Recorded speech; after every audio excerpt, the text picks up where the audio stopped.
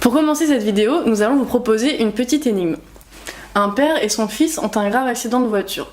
Le père meurt sur le coup. Le fils est grièvement blessé et transporté d'urgence à l'hôpital. Le meilleur docteur de l'hôpital est appelé pour l'opérer, rentre dans la salle d'opération et s'écrie « Mais c'est mon fils !» Qui est le docteur ?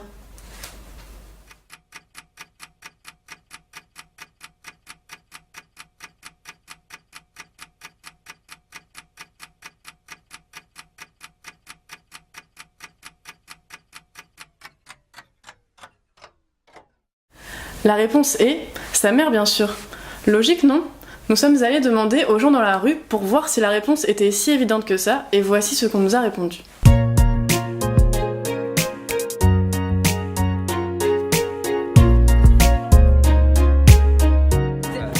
Oui.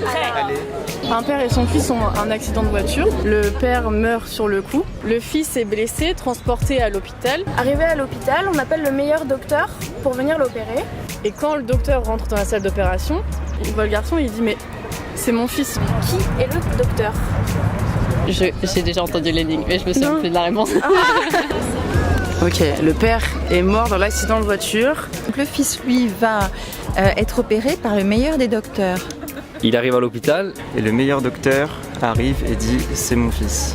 Alors que le père est censé être mort. Eh ben c'est son père aussi. C'est aussi son père. Ouais, c'est juste son fils, mais c'est pas le même mec. Enfin, genre, Bah, il a deux pères, oui. Ah, bah si. C'est des parents. Ah, c'est son beau-père oui, et son père. Ils sont gays, ses parents. C'est un père biologique, je sais pas. Ou un beau-père. Le fait, le mec, il avait fait un enfant et c'était le géniteur, c'était pas vraiment le père. Et il a retrouvé son enfant. Ou alors le chirurgien picole. Alors si c'est son fils, c'est que le père est mort dans la voiture, le grand-père. Mais c'est mon fils. Est-ce que c'est Gaël, mon fils ? Le docteur arrive et s'écrie « c'est mon fils ». Merde, je vais passer pour un gros con là. Il n'y a pas une histoire d'autre dimension ou tout, je comprends. Il n'y a pas une histoire de jumeaux, il n'y a pas une histoire de trucs cachés. C'est... Est-ce qu'on en fait tous pas partie de la même famille? Non, c'est une réponse de merde. Bon, ben on fera partie de ceux qui savent pas du coup. Alors en fait, c'est sa mère. Pardon? Son père, c'est sa mère. Non. Ah oui, parce que... Ah oui, d'accord. Ok. Ultra pas hyper chic comme réponse. Ouais, mais oui, mais ouais, ok. Et c'est pour ça que... Ouais, ok, d'accord. Ouais, bah, je me sens mal. C'est un mec, genre. Ok, d'accord. C'est pas quoi en fait?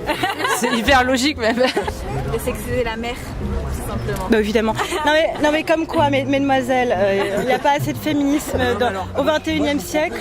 Ah mais où? Oh putain. Ah bah ouais, parce qu'il faut faire une maman et un papa pour faire un fils.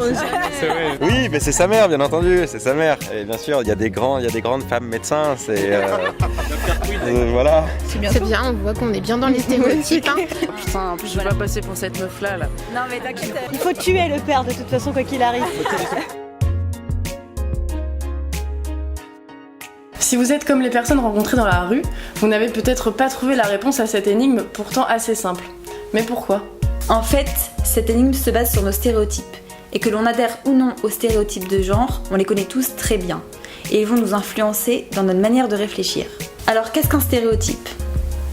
Les stéréotypes sont des croyances partagées concernant les caractéristiques personnelles d'un groupe de personnes.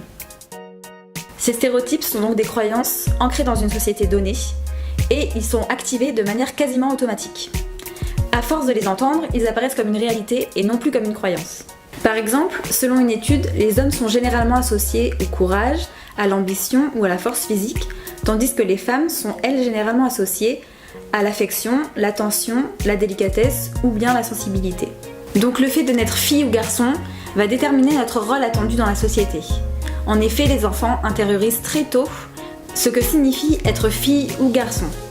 Et cela va influencer leurs choix et leurs actions. En fait, cette manière de penser va nous permettre d'économiser du temps et de l'énergie pour traiter plus facilement notre environnement. La catégorisation sociale est donc un phénomène quotidien. Le problème des stéréotypes, c'est qu'ils sont parfois associés à des préjugés. Ces préjugés peuvent modifier nos comportements et nous amener à discriminer certains groupes par rapport à d'autres. Et c'est à ce moment-là que ça devient problématique, quand on entre dans un processus de discrimination. Dans l'exemple de notre énigme, nous avons bien dit le mot docteur, communément utilisé pour les femmes et pour les hommes. Pourtant, beaucoup d'entre nous ont eu une image qui nous est arrivée quasiment automatiquement à l'esprit. L'image d'un homme, chirurgien, à blouse blanche. C'est parce que nous avons intériorisé cette masculinité du métier du docteur. Si vous pensiez ne pas avoir de stéréotypes mais que vous n'avez pas trouvé la réponse à notre énigme, c'est peut-être que vous en avez plus que ce que vous pensiez. Mais c'est le cas de la majorité des gens. Si nous avons tous des stéréotypes, c'est parce qu'ils nous sont utiles au quotidien. D'une part, ils nous permettent de simplifier notre perception du monde, de le rendre plus compréhensible, plus prévisible et de guider nos actions.